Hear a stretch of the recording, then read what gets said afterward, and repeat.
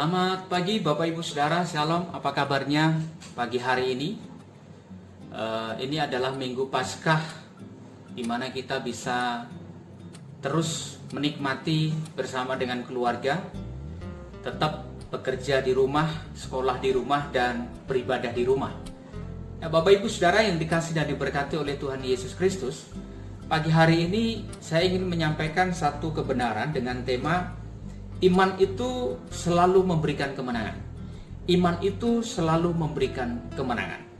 Dalam Injil Matius pasal 11 ayat yang ke-28, Alkitab berkata, "Marilah kepadaku, semua yang letih lesu dan berbeban berat, aku akan memberi kelegaan kepadamu.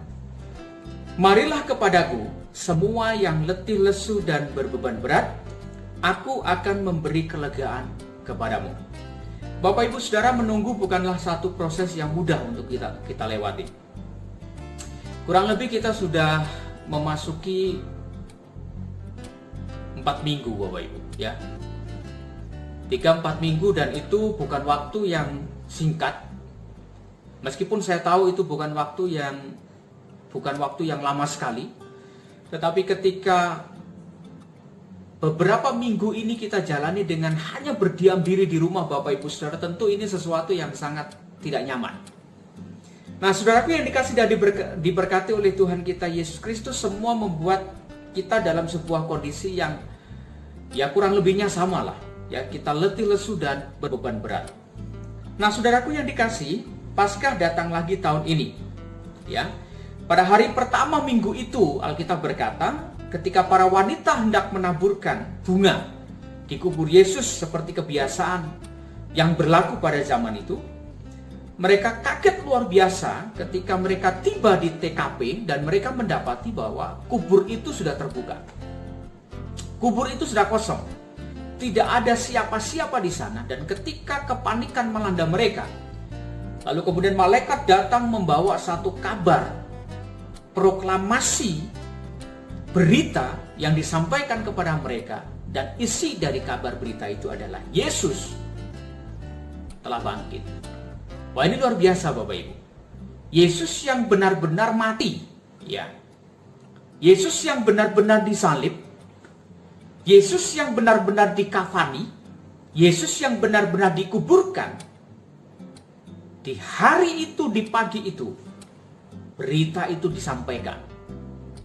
Yesus telah bangkit. Bapak Ibu Saudaraku yang dikasihi dan diberkati oleh Tuhan, kebangkitannya memberikan sebuah harapan. Semangat para murid bangkit kembali. Itu menandakan bahwa kuasa kematian telah dikalahkan. Itu sebabnya kalau kita membaca dan menyimak dengan baik, ya, Injil Matius pasal 11 ayat yang ke-28 ini punya relevansi yang sangat kuat pada situasi sekarang ini. Bahwa ajakan Yesus bagi setiap kita yang saat ini dalam kondisi sedang letih lesu dan berbeban berat. Yesus berkata kepada kita, "Mari datang kepadaku.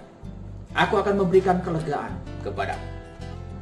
Saudara, pertanyaannya adalah bagaimanakah iman yang memberikan kemenangan itu?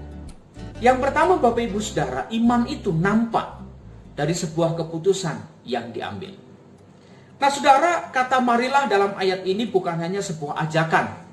Seperti ketika kita mungkin sedang makan siang, lalu kemudian ada teman, rekan, saudara kita datang, dan kita memberikan tawaran kepadanya, "Mari ikut makan sama-sama dengan saya." Bukan Bapak Ibu Saudara.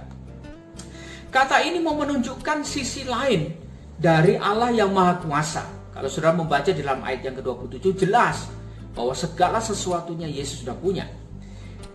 Sisi itu ingin menjelaskan bahwa Yesus yang Maha Kuasa itu, Allah yang akbar itu, adalah Allah yang sama, Allah yang sangat mengasihi saya dan Bapak Ibu Saudara.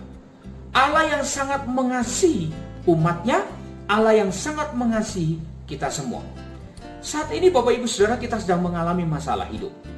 Pertanyaan besarnya bagi kita adalah, kepada siapa kita pergi? Saudara mau mengandalkan siapa? Ketika kita menghadapi pencobaan, kepada siapa kita minta tolong? Ada banyak kasus Bapak Ibu, ketika seorang Kristen menghadapi satu situasi pelik dalam hidupnya, masalah yang sedang menghimpit keluarga dan pekerjaannya. Mereka menjadi sangat stres, menjadi putus asa, mereka bunuh diri.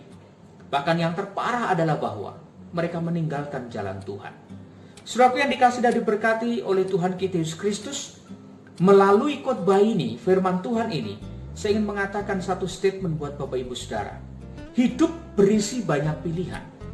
Pilihan tersebut menuntut sebuah keputusan. Dan keputusan yang kita ambil mencerminkan siapa diri kita sebenarnya. Apakah kita orang yang sungguh-sungguh beriman kepada Kristus atau tidak?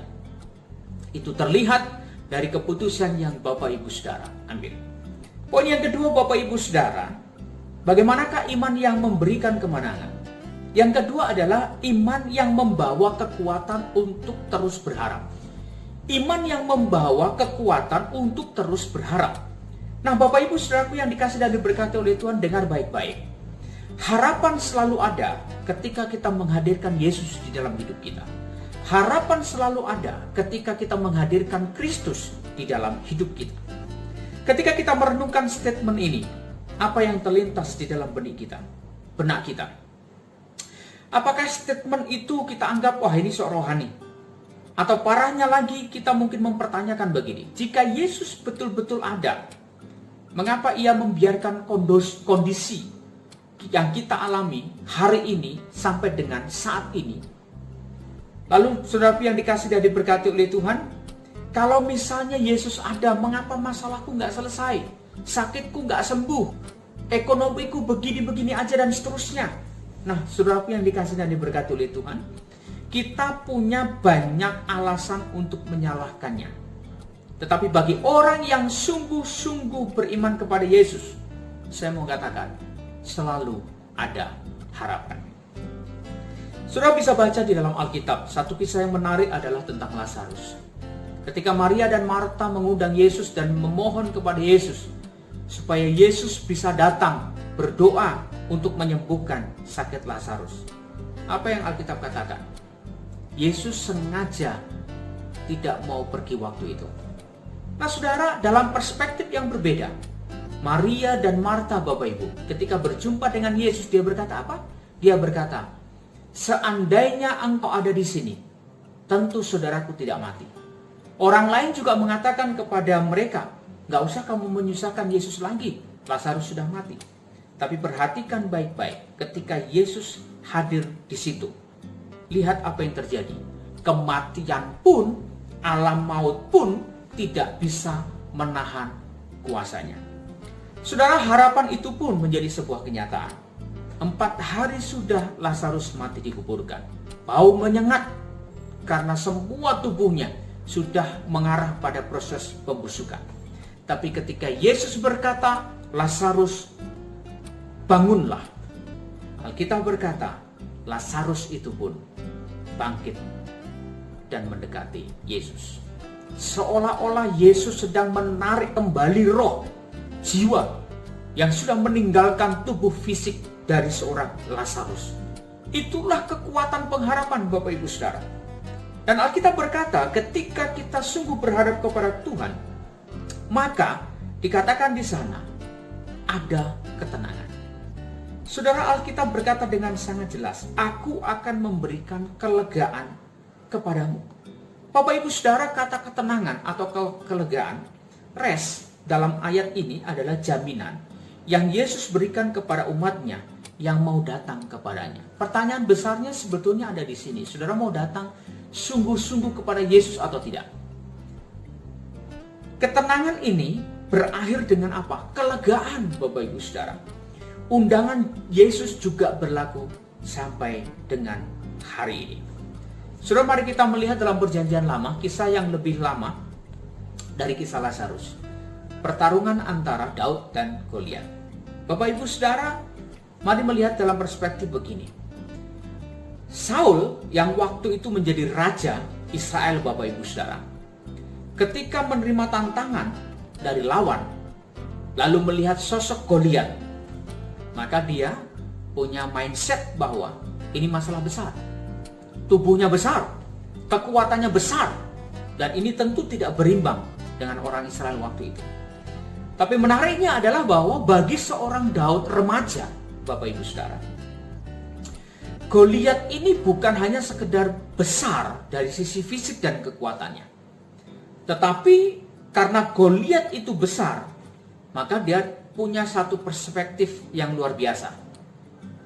Dengan batu sekecil apapun, maka lemparannya itu tidak akan meleset. Saudara, apa yang ingin saya simpulkan dari khotbah ini? Kalau kita masih sampai dengan saat ini menghadapi situasi ini, maka situasi yang sama juga dialami oleh orang lain.